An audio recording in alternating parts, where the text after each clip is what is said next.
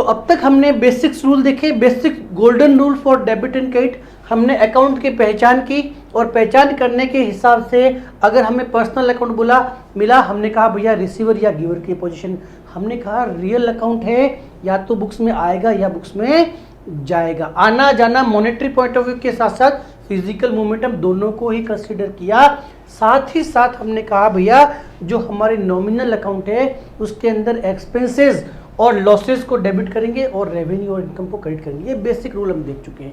अब मैं कुछ ऐसे ट्रांजैक्शंस की बात करूंगा जहां हमें उसको रिकॉर्ड करते समय आपको हमेशा कुछ अकाउंट्स के ऊपर क्लैश मिलेगा। हमने डबल अकाउंटिंग सिस्टम में ये कहा कि हर ट्रांजैक्शन के अंदर ड्यूल एस्पेक्ट ऑफ अकाउंटिंग आपको रिकॉर्ड करना है, और जब ये ड्यूल एस्पेक्ट आप रिकॉर्ड करते तो कई बार दो अकाउंट के आपस में क्लैश होता है।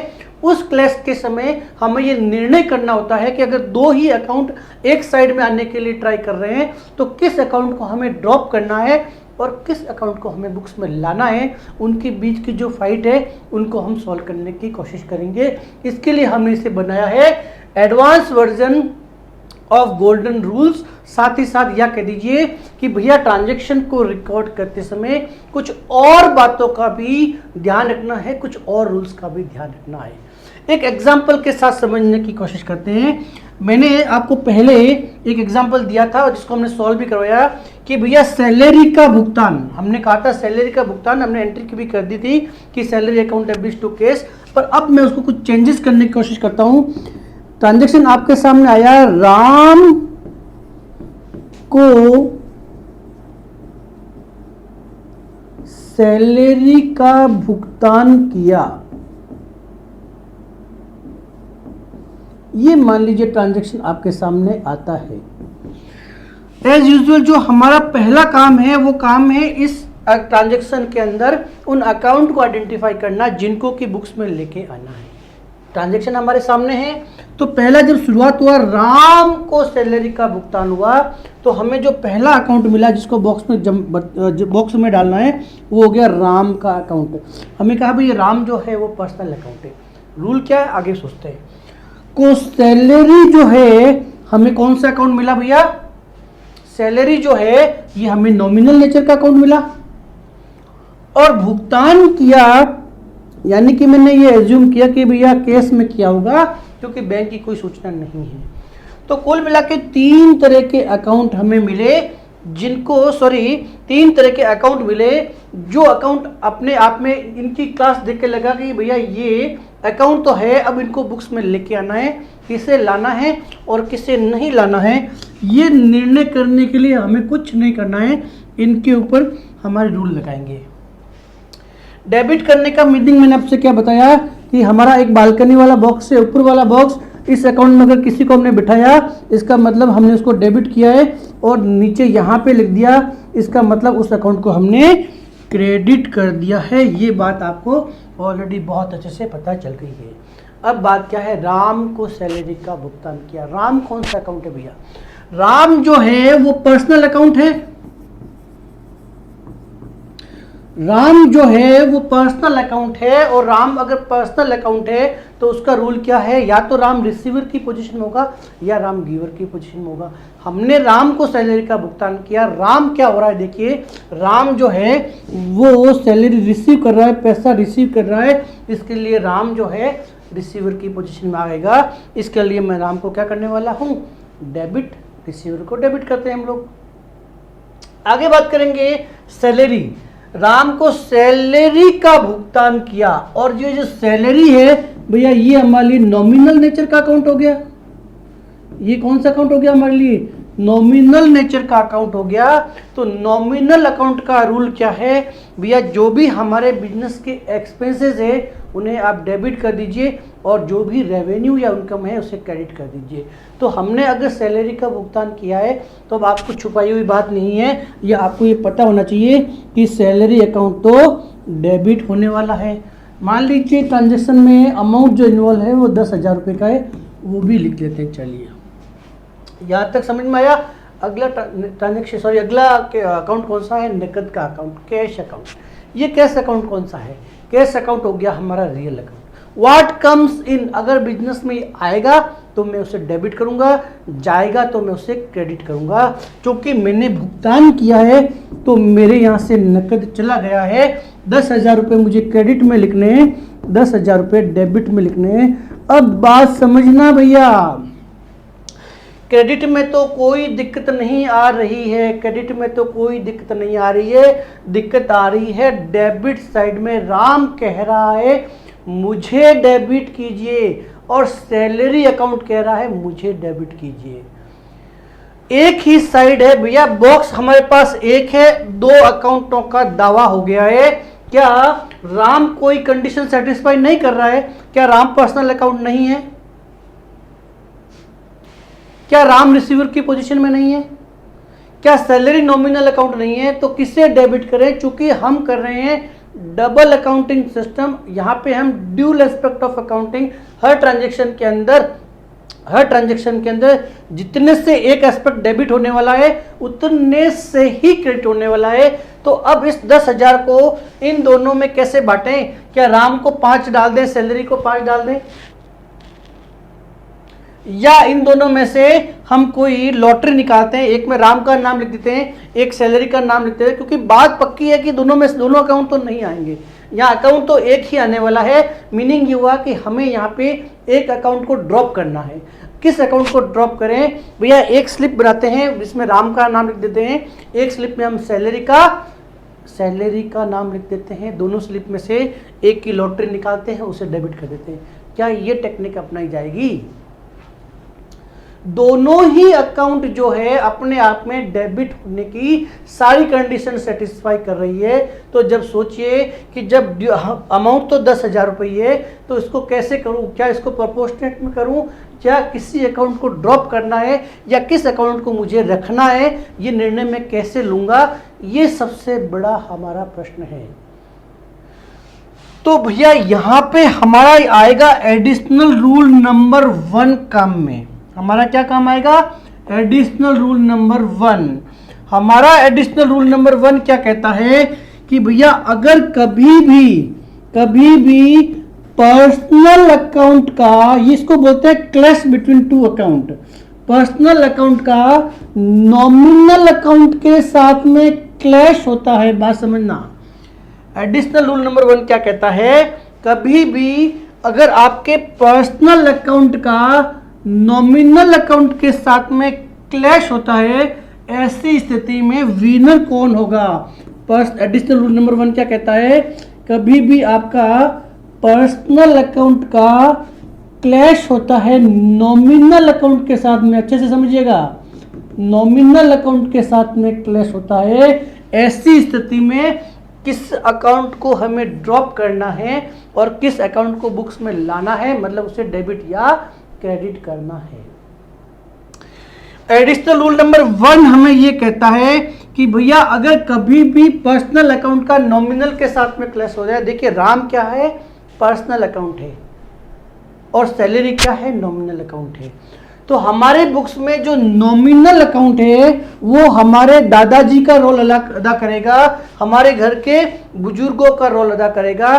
तो जब हमारे पास सीट सिर्फ एक है और नॉमिनल अकाउंट हो गया, तो जब दादाजी आ गए तो पिताजी, चाचा जी और हम सब खड़े हो जाएंगे, हमें सीट नहीं मिलने वाली है। बात समझना, एडिशनल रूल क्या है? एडिशनल रूल है कभी भी नॉमिनल अकाउंट के साथ में अगर पर्सनल अकाउंट का क्लैश होता है, क्लैश, क्योंकि राम कहता है मुझे डेबिट कीजिए, सैलरी कहता है मुझे डेबिट कीजिए, अमाउंट तो 10,000 ही है, तो दोनों को तो मैं डेबिट नहीं कर सकता हूं, मेरे पास सिर्फ एक ही सीट है। अब किस सीट में किसे बैठाना है? इसका जवाब है जब भी ऐसा क्लैश आए तो जो आपका जो पर्सनल अकाउंट है उसको हम ड्रॉप कर देंगे और नॉमिनल अकाउंट को हम बुक्स में लेकर आएंगे। आया समझ में बात? कभी भी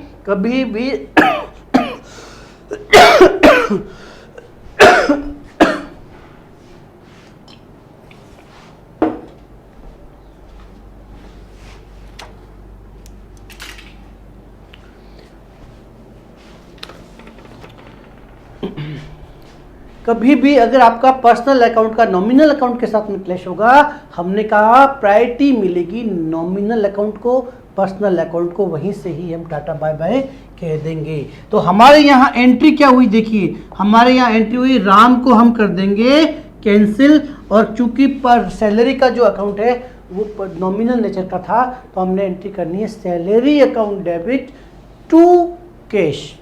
ये बात क्रेडिट साइड के लिए भी ऐसे ही अप्लीकेबल है। अगर आपने राम से कमीशन रिसीव किया होता, इसी को मैं थोड़ा सा अगर चेंज कर दूं, इसी को मैं अगर ट्रांजैक्शन को चेंज कर दूं और मैंने ट्रांजैक्शन लिखा है, मान लीजिए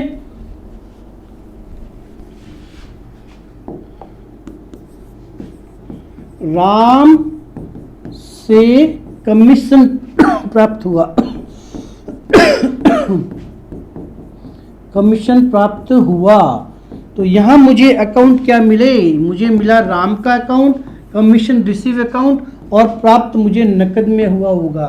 तो प्राप्त में कोई दिक्कत नहीं है, मैंने कैश अकाउंट डेबिट कर दिया क्योंकि ये रियल अकाउंट है। रियल अकाउंट अगर बुक्स में आती है तो मैं डेबिट करता हूं, परंतु मैं क्रेडिट की बात करूंगा तो चूंकि राम जो है यहाँ पे गिवर की पोजीशन में है, राम जो है वो गिवर की पोजीशन में है, इसके लिए मैं उसे क्रेडिट करूंगा। साथ ही साथ जो कमीशन मुझे रिसीव हुआ है मेरे बिजनेस के लिए इनकम में, अब मैं किस अकाउंट को ड्रॉप करूं, एक ही साइड के अंदर दो अकाउंटों का आपस में फाइट हो गया। तो मैंने अभी आपको रूल बताया, रूल क्या है, कभी भी किसी भी साइड के लिए डेबिट हो चाहे क्रेडिट हो कोई फर्क नहीं पड़ता है।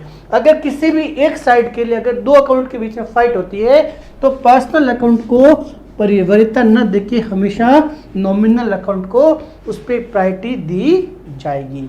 आप जल्दी से नोट डाउन कीजिए इसे।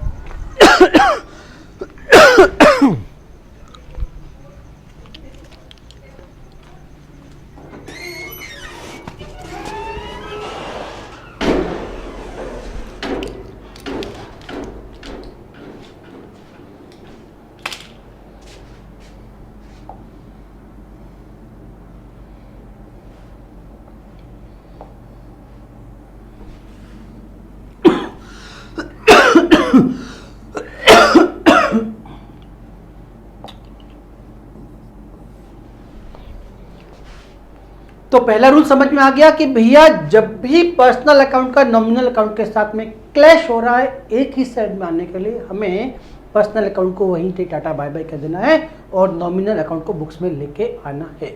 अब second additional rule, additional number 2 कहता है कभी भी इसी तरह से अगर कभी भी किसी भी पर्सनल अकाउंट का रियल अकाउंट के साथ में अगर क्लैश होता है तो ऐसी स्थिति में भी जो हमारा पर्सनल अकाउंट है उसको हम बुक्स में कैरी नहीं करेंगे, उसको वहीं से ही हटा देंगे।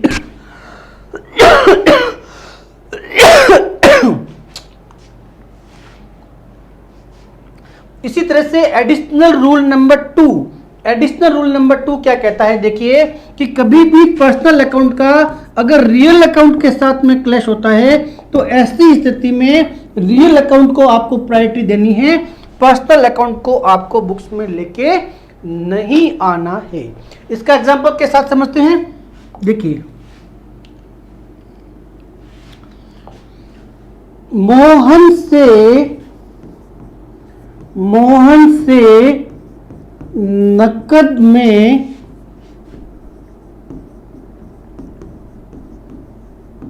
फर्नीचर खरीदा, ये हमारा हो गया ट्रांजैक्शन। तो भैया सबसे पहला काम मैंने आपको एक ही बताया है, जब भी आपके सामने कोई भी तरह का ट्रांजैक्शन आ जाए आपका काम है उस ट्रांजैक्शन के अंदर उन अकाउंट को आइडेंटिफाई करना जिनको की बुक्स में लेके आना है। यहां मुझे एक मोहन मिला, चलिए पहला अकाउंट मिला मुझे मोहन से नकद, ये मुझे दूसरा अकाउंट मिल गया, और फर्नीचर मुझे तीसरा अकाउंट मिल गया। अगर मैं मोहन की बात करूंगा तो जो मोहन है भैया ये पर्सनल नेचर का अकाउंट है, कोई डाउट नहीं इसमें। कैश जो अकाउंट है, कैश जो मेरा अकाउंट है वो मेरा रियल अकाउंट है, और रियल अकाउंट का रूल क्या है, व्हाट कम्स इन, जो आता है उसे डेबिट कीजिए तो और जाता है तो क्रेडिट कीजिए। तो मोहन से नकद में फर्नीचर खरीदा, तो जो नकद है हमारे यहां से गया होगा, तो रियल अकाउंट है। और व्हाट गोज आउट यानी कि ये गया है, इसके लिए मुझे उसे क्रेडिट करना पड़ेगा, इसमें भी कोई दिक्कत नहीं है। अब फर्नीचर की बात करता हूं, जो फर्नीचर है वो भी मेरे बिजनेस के लिए रियल अकाउंट है, और रियल अकाउंट का रूल क्या है, व्हाट कम्स इन, आता है तो डेबिट कीजिए, जाता है तो क्रेडिट कीजिए। तो मेरे यहां से फर्नीचर जो है, फर्नीचर नाम की जो एसेट्स है वो आई है, उसके लिए मुझे डेबिट करना होगा। यानी कि अगर मैं बात करूं इन दो अकाउंट की, इन्होंने क्या दावेदारी पेश की है हमारे यहां पे, समझिएगा।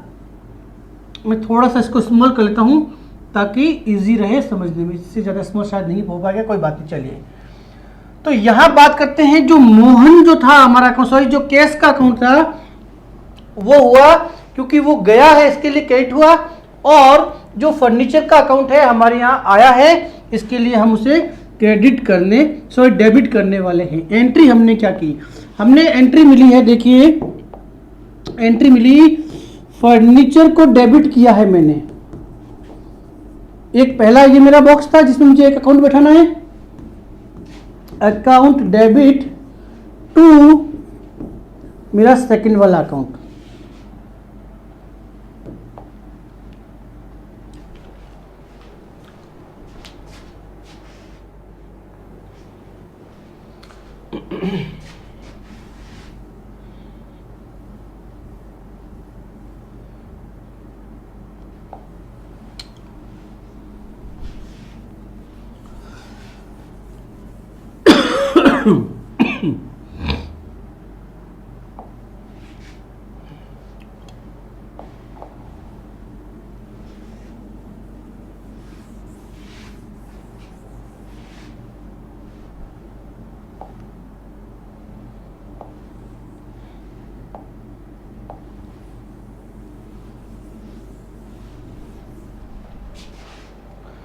अब बात करेंगे एडिशनल रूल नंबर 2।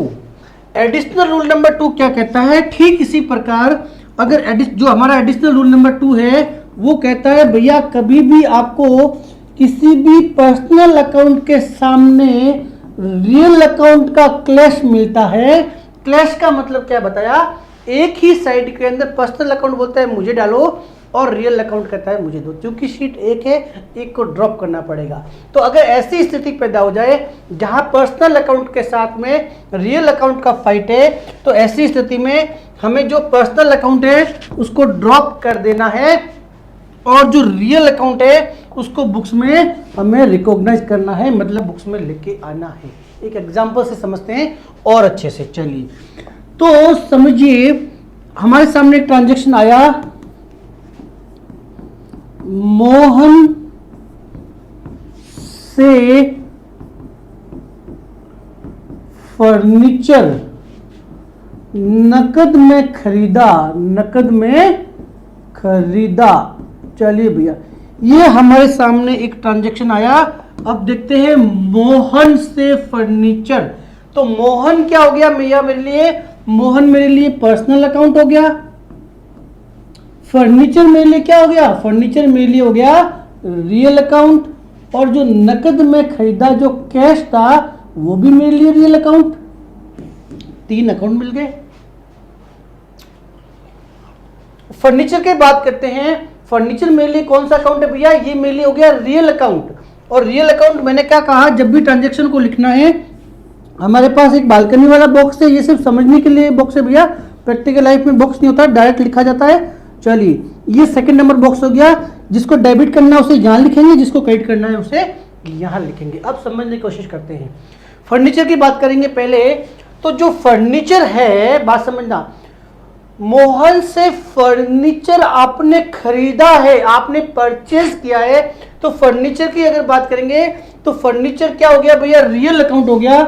और रियल अकाउंट का रूल क्या है, व्हाट कम्स इन, जो आता है, कम्स इन आता है तो उसे डेबिट कीजिए, और अगर हमारे यहां से जाता है तो उसे क्रेडिट कीजिए। चूंकि फर्नीचर हमारे बिजनेस में आया है तो फर्नीचर को तो मुझे डेबिट करना पड़ेगा, इसमें कोई दो राय नहीं है। परंतु बात नकद की करूंगा तो जो नकद है वो भी रियल अकाउंट है, और व्हाट गोज आउट, जो आ जाता है उसे क्रेडिट करेंगे। फर्नीचर खरीदने के लिए मुझे नकद में भुगतान करना पड़ा, इसके लिए मैंने इसे कैश लिखना है। यहां तक तो कोई डाउट नहीं है। अब बात करते हैं मोहन की। मोहन जो है वो पर्सनल अकाउंट है भैया। इस ट्रांजैक्शन में मोहन दो रोल अदा कर रहा है, बात समझना। जब भी कोई पर्सनल अकाउंट आएगा, हो सकता है अगला कोई ट्रांजैक्शन हो जिसमें एक साइड का ही रोल अदा कर रहा हो और वहां पे क्लैश हो, ऐसी सिचुएशन में फर्क नहीं पड़ता है, हमें सिर्फ कंसेप्ट समझना है। तो जब मोहन से फर्नीचर खरीदा नकद में, तो नकद मोहन क्या हुआ, गिवर की पोजीशन में हुआ या रिसीवर की पोजीशन में हुआ, बात समझिएगा। मोहन जो है वो रिसीवर की पोजीशन में भी है और इस क्वेश्चन में गिवर की पोजीशन में भी है। कैसे हुआ भैया, देखिए जरा। मोहन जो है वो गिवर की पोजीशन में भी है और रिसीवर की पोजीशन में है। अगर मैं रिसीवर की पोजीशन में बात करूंगा तो मोहन से जब हमने फर्नीचर खरीदा तो क्या मोहन ने नकद प्राप्त नहीं किया है?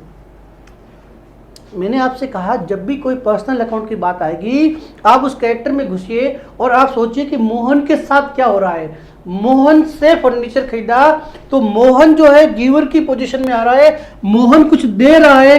क्या दे रहा है? फर्नीचर, हमें फर्नीचर सप्लाई कर रहा है। साथ ही साथ मोहन जो है वो रिसीव भी कर रहा है कैश। तो मोहन को बात करेंगे, पर्सनल अकाउंट क्या कहता है, रिसीवर को क्या कीजिए, डेबिट कीजिए। तो रिसीवर तो डेबिट करना है तो मुझे मोहन को डेबिट करना चाहिए, इसमें तो कोई गलती नहीं है ना भैया। मोहन ने नकद प्राप्त किया है तो जो रिसीव करता है रिसीवर की पोजीशन में होता है। पर्सनल अकाउंट का रूल क्या है, जो रिसीव करता है रिसीवर को डेबिट कीजिए और गिवर को क्रेडिट कीजिए। तो मोहन तो जो है वो रिसीवर है, इसमें कोई दो राय नहीं है। परंतु जो मैंने एडिशनल रूल नंबर 2 बताया, जहां मैंने कहा कि कभी भी किसी भी अगर रियल अकाउंट के साथ में पर्सनल अकाउंट का क्लैश होता है, अब दोनों अकाउंट को तो भैया मैं नहीं डाल सकता लॉटरी लगा के कि या तो इसकी लॉटरी लगेगी या इसकी लगेगी। तो मेरे यहाँ मैंने रूल स्पेसिफाई कर दिया कि कभी भी किसी भी साइड, चाहे ये साइड हो चाहे ये साइड हो, अगर रियल अकाउंट का पर्सनल अकाउंट के साथ में क्लैश होगा तो हम जो रियल अकाउंट पर्सनल अकाउंट है उसको बुक्स में कैरी नहीं करेंगे। इसी प्रकार मैं मोहन की बात करूंगा तो मोहन जो है यहाँ गिवर की पोजीशन में भी है क्योंकि उसने फर्नीचर दिया है, उसने फर्नीचर की सप्लाई की है। तो जो मोहन है वो गिवर की पोजीशन में है, इसके लिए मोहन कहता है कि भैया मुझे क्रेडिट कीजिए। देखिए मुझे समझना है मोहन ने कहाँ दावा किया है।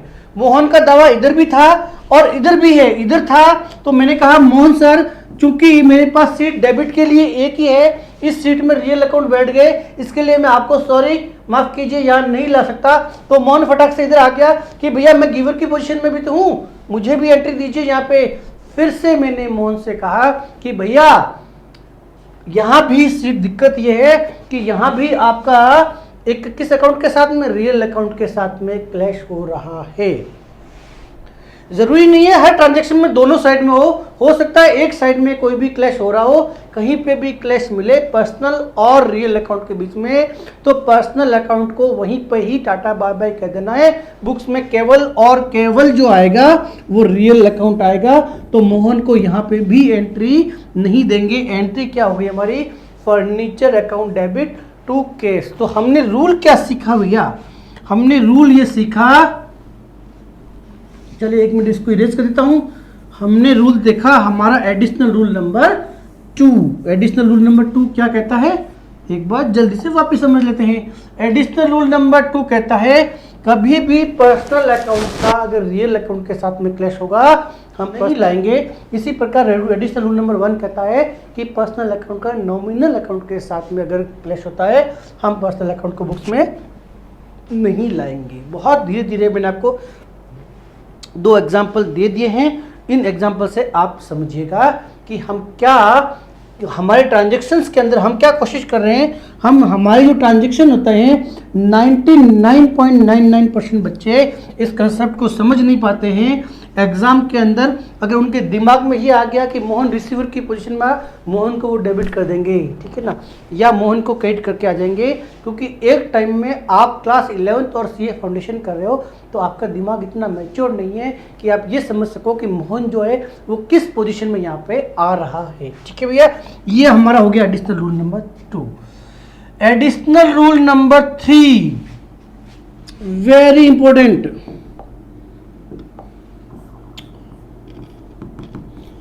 अगर हमारा कोई भी पर्सनल अकाउंट,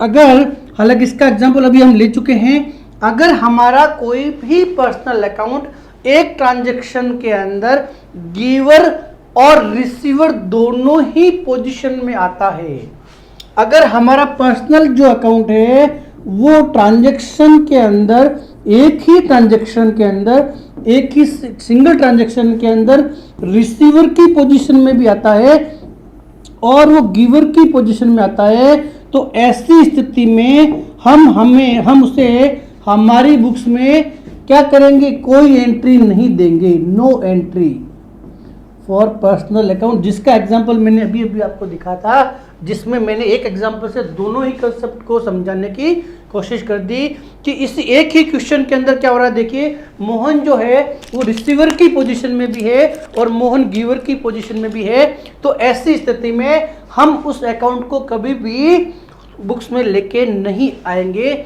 इसका जो लॉजिक है वो लॉजिक क्या कहता है, लॉजिक कहता है कि भैया जब भी हमारे बिजनेस के अंदर अगर पर्सनल अकाउंट, अब हमारे बिजनेस में जब भी कोई ट्रांजैक्शन किसी पर्सनल अकाउंट के साथ में होता है, अब चाहे वो पर्सनल अकाउंट इंडिविजुअल नाम हो या कोई संस्था हो या कोई फर्म हो, उससे हमें फर्क नहीं पड़ता है। अगर हमारा ट्रांजैक्शन किसी भी पर्सनल अकाउंट के साथ में होता है तो ऐसी स्थिति में हम पर्सनल अकाउंट को बुक्स में केवल और केवल तभी लाते हैं जब उस ट्रांजैक्शन की वजह से हमारा कोई उसके साथ रिलेशनशिप क्रिएट होता है। रिलेशनशिप क्रिएट होता है, ये रिलेशनशिप जो होती है या तो एसेट्स के फॉर्म में हो या लायबिलिटी के फॉर्म में हो। अगर रिलेशनशिप क्रिएट नहीं होती है, और रिलेशनशिप क्रिएट कहाँ नहीं होगी, जहां एक ही ट्रांजैक्शन के अंदर जो पर्सनल अकाउंट है वो गिवर और रिसीवर की पोजीशन में हो जाएगा, तो रिलेशनशिप क्रिएट नहीं होगी। तो ऐसी स्थिति में हमें उसे हमारी बुक्स में लाने की जरूरत नहीं है। एक छोटा सा एग्जांपल आपके आसपास का मैं आपको देता हूं। आप अपने घर से जस्ट पास में जो भी किराने की दुकान है, बात समझिएगा मेरी बात, किराने की दुकान है, हालांकि वो आपको जानता है, बात समझना, आप अपने घर के पास के किराने की दुकान में गए, 100 रुपए आपने उसको दिए, उसके बदले में कुछ सामान आप वहां से खरीद के लेके आ गए। बहुत सिंपल सा एग्जांपल है। आप शॉप पे गए, वो आपके लिए चाहे आपको जानता हो या न जानता, उससे कोई फर्क नहीं पड़ता है, बात समझना। आपने उसको 100 रुपए का भुगतान किया और उसने उसके बदले में आपको जो चाहिए था वो माल दे दिया। तो वो मुझे जानता था कि भी मिस्टर MS राजपुरोहित साहब ये सामान लेके गए, तो अब मुझे बताइए वो उस आदमी को इस ट्रांजैक्शन के कारण, इस 100 रुपए का जो आइटम उसने मुझे दिया है, क्या इस ट्रांजैक्शन के कारण उससे मेरा नाम अपनी बुक्स में लिखने की कोई जरूरत है क्या? मैंने पैसे दिए, उसने मुझे सामान दिया, क्या फ्यूचर के अंदर इस ट्रांजैक्शन की वजह से वो मुझसे पैसा मांगेगा या मैं उससे पैसा मांगूंगा? क्या हमारे कोई बीच में रिलेशनशिप क्रिएट हुई? हाँ, रिलेशनशिप होती, बात समझना। अगर मैं उधार लाता, अगर मैं उससे उधार मार लाता तो मेरी जो है उस बिजनेस ओनर के लिए मैं एसेट्स बन जाता, क्योंकि मुझे फ्यूचर में भुगतान करना है। इसी तरह से मैंने अगर किसी को तो उधार माल बेचा है, तो उधार माल खरीदा है, तो मुझे उससे भुगतान करना है, तो मेरी लायबिलिटी क्रिएट हो गई। परंतु जहां पे नकद की बात आ गई, एक ये सिर्फ एग्जाम्पल है, ऐसे बहुत सारे एग्जाम्पल मैं आगे आपको और लूंगा। तो बहुत सारे ऐसे ट्रांजैक्शन आपको मिलेंगे जहां पे आपको इंडिविजुअल का नाम भी मिलेगा, पर नाम को क्वेश्चन में जब आप अच्छे से पढ़ोगे, उस ट्रांजैक्शन को जब अच्छे से पढ़ोगे, आप ये देखोगे कि वो जो ट्रांजैक्शन था, उस ट्रांजैक्शन में हुआ क्या कि जो पर्सनल अकाउंट जो है हमारा, वो जो पर्सनल अकाउंट है वो गिवर की पोजीशन में भी आ गया और रिसीवर की पोजीशन में आ गया। तो ट्रांजैक्शन को बुक्स में केवल और केवल तभी रिकॉर्ड किया जाता है जब उसका कोई एस्पेक्ट बाकी हो, यानी कि मैंने उसको पैसा दिया, उसने मुझे माल दिया, न तो मुझे उससे कुछ लेना है फ्यूचर में, न उसको मुझसे इस ट्रांजैक्शन के बदले में कुछ लेना है न देना है, तो मेरा नाम उसको अपनी बुक्स में रखने की कोई जरूरत नहीं है।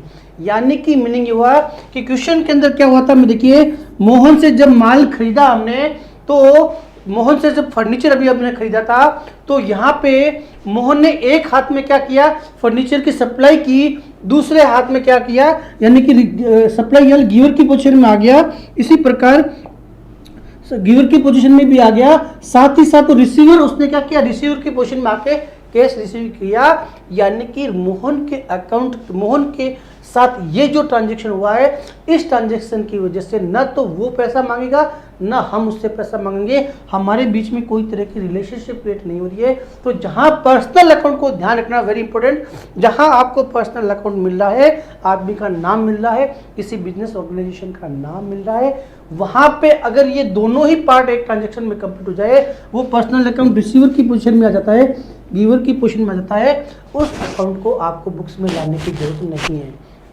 तो मैंने कहा अगर एक साइड के अंदर अगर रियल अकाउंट के साथ में क्लैश हो रहा है, तो रूल नंबर 2 के कारण हम उसको हटाएंगे, और अगर दोनों ही साइड में क्लैश हो रहा है, तो हो सकता है कि एक साइड के अंदर रियल अकाउंट के साथ क्लैश हो, इसलिए हटाएंगे, दूसरी साइड में हो सकता है रियल नॉमिनल अकाउंट के साथ क्लैश हो, या दोनों ही साइड में रियल अकाउंट के साथ क्लैश हो, इसके लिए हम उसको रिमूव कर देंगे, हम पर्सनल अकाउंट को बुक्स में नहीं लाएंगे।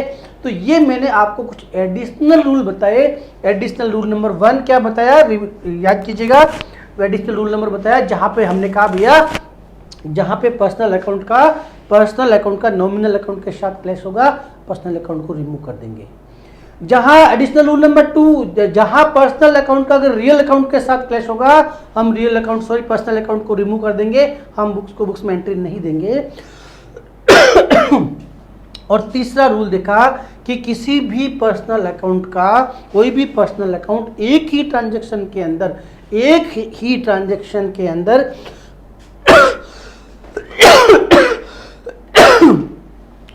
कोई भी पर्सनल अकाउंट अगर एक ही ट्रांजैक्शन में गिवर और रिसीवर दोनों ही कंडीशन में अगर आ जाता है, तो ऐसी स्थिति के अंदर हम उसको बुक्स में एंट्री नहीं देंगे।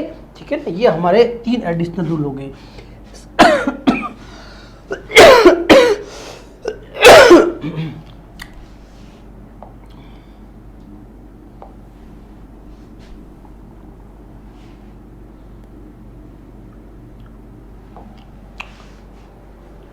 अब हम बात करेंगे कुछ और बातों का।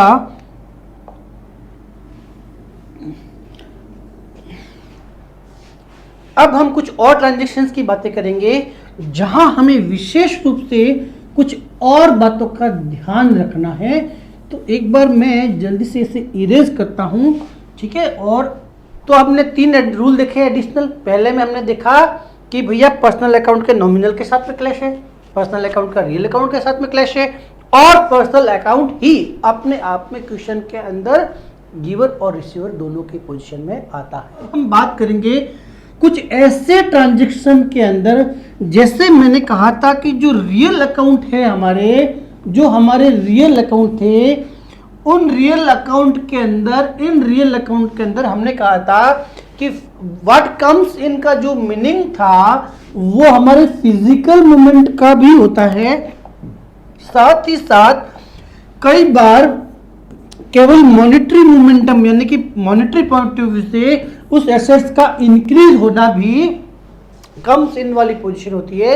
इसी तरह से मॉनेटरी पॉइंट ऑफ व्यू से उसका डिक्रीज होना भी क्या कहलाता है, गोज आउट वाली स्थिति बनती है।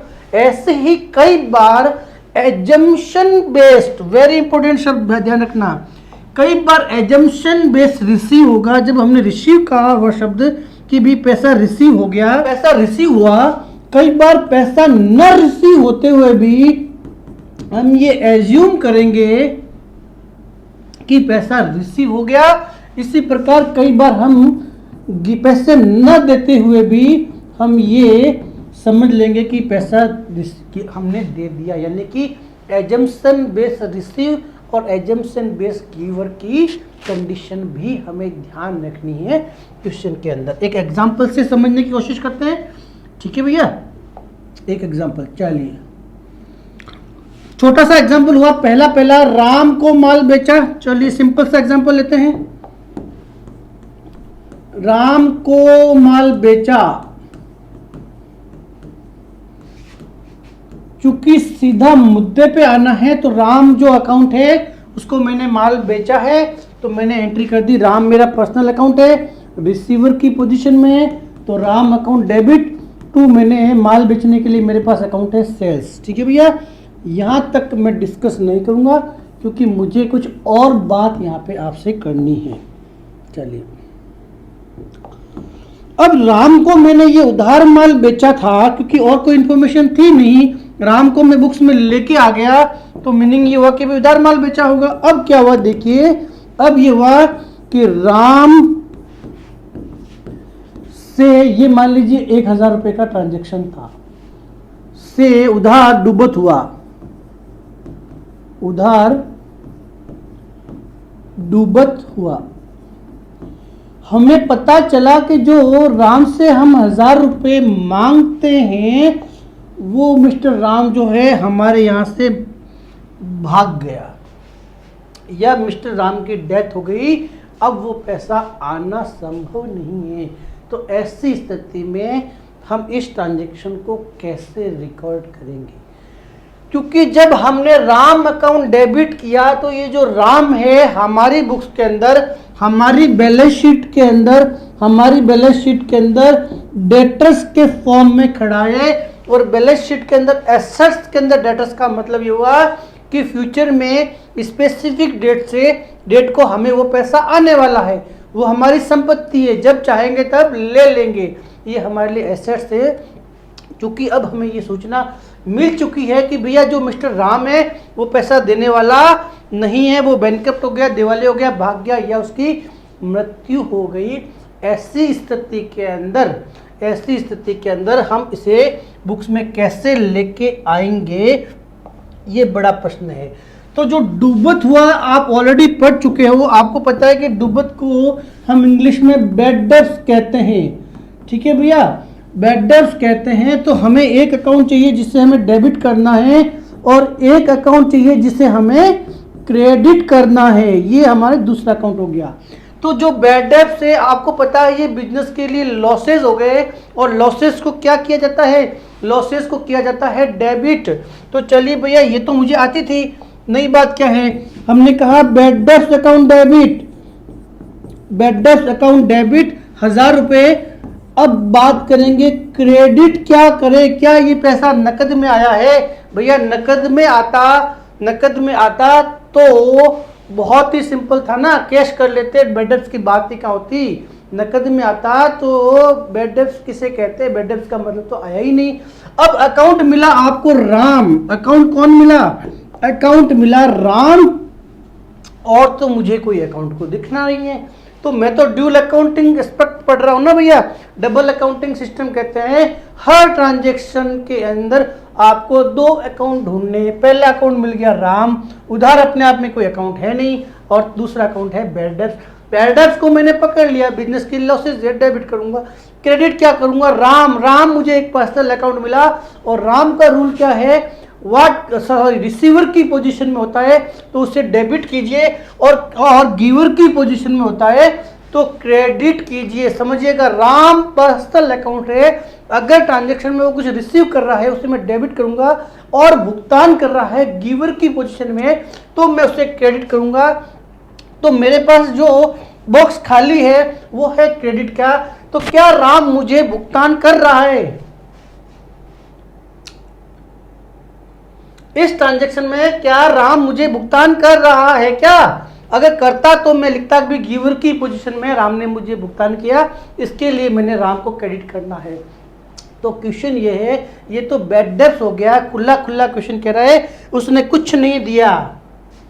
तो क्या मैं राम को यहाँ पे क्रेडिट करूं? क्या मैं राम को यहाँ क्रेडिट करूं? ये सबसे बड़ा प्रश्न है। और क्रेडिट करूंगा तो क्यों करूं? क्योंकि वो गिवर की पोजीशन में तो आया ही नहीं, पैसा तो उस भाई ने दिया ही नहीं। तो यहाँ देखिए मैंने आपसे कहा कि रिसीवर और गिवर की जो पोजीशन होती है वो हमेशा एजम्पशन बेस होती है। तो हमने कहा पर्सनल अकाउंट को, वेरी इंपॉर्टेंट ध्यान रखना, पर्सनल अकाउंट को जब भी बुक्स में लाया जाता है उसके साथ एक रिलेशनशिप क्रिएट होती है। बात समझना भैया मैं क्या कहना चाहता हूं, बहुत इंपॉर्टेंट बात है। जब भी कोई पर्सनल अकाउंट को, जब भी किसी पर्सनल अकाउंट को आप बुक्स में लाओगे, जब भी किसी पर्सनल अकाउंट को बुक्स में लाओगे, तब आपके साथ में या तो एसेट्स की रिलेशनशिप क्रिएट होती है या लायबिलिटी की। यानी कि अगर आप उस आदमी से पैसा मांगते हो तो एसेट्स की रिलेशनशिप क्रिएट होगी, और अगर आप को भुगतान करना है तो लायबिलिटी की रिलेशनशिप क्रिएट होगी। तो जब भी पर्सनल अकाउंट आएगा ये दो कंडीशन के साथ ही आएगा, तीसरा कोई ऑप्शन नहीं है।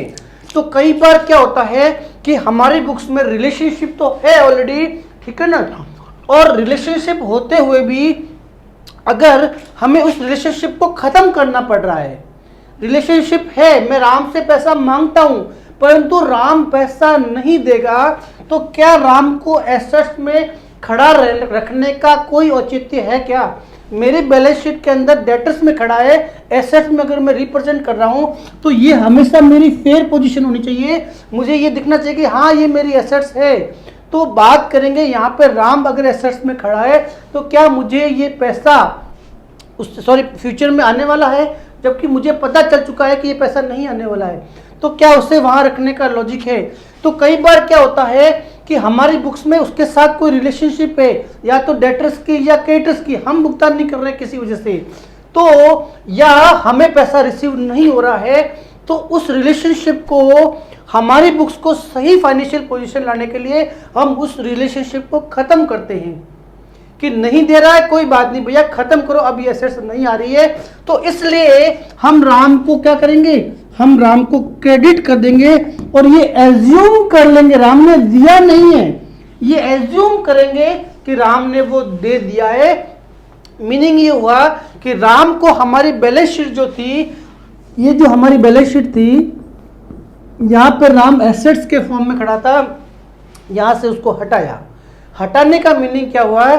देखिए जब भी कोई ट्रांजैक्शन को आप डेबिट करते हो और मैंने कहा इसे हटाना है, इसका मतलब उसके ऊपर इरेजर डालना नहीं होता है, क्या उसके ऊपर व्हाइटनर लगाना नहीं होता है। हटाने का कैसा मतलब हुआ कि भैया उसकी रिवर्स कर दीजिए। पहले से वो डेबिट में है, ये देखिए ऊपर देखिए आप, पहले से वो डेबिट में था, इस ट्रांजैक्शन में पहले से वो डेबिट में था, इसे हटाने का मतलब हुआ मैं उससे क्रेडिट करूंगा। परंतु क्रेडिट किस पर्सनल अकाउंट को कब किया जाता है? जब वो गिवर की पोजीशन में होता है। क्वेश्चन वो गिवर की पोजीशन में नहीं है, तो मैंने कहा कई बार एजम्पशन बेस्ड गिवर माना जाएगा, ये मान लिया जाएगा कि भैया उसने दे दिया, हालांकि उसने दिया नहीं था फिर भी। तो हमारी बुक्स के अंदर कई बार हमने कहा एजम्पशन बेस्ड गिविंग भी मान ली जाएगी, इसलिए हम ये मान लेंगे कि राम ने पैसा दे दिया। मीनिंग सिंपल सा ये हुआ कि मैंने बैलेंस शीट में से राम के अकाउंट को हटाया, हटाने का मतलब हुआ उसको रिवर्स कर दिया, वहां से हटा के कहाँ डाल दिया, यहां से देखिए डेबिट बैलेंस निकाल के यहां डाल दिया बैड डेब्ट में, और बैड डेब्ट जो है मेरे बिजनेस के P&L में जाएगा, मेरे बिजनेस के खर्चे में या लॉसेज में जाके उसी साल खत्म हो जाएगा। तो ये सेम बात हमारे डिस्काउंट की कंडीशन में भी आता है। कई बार 10,000 रुपए का डिस्काउंट, 10,000 रुपए का आपका बाकी था पेमेंट, ठीक है ना, आपको 9,000 मिले, 1,000 रुपए आपने डिस्काउंट दे दिए।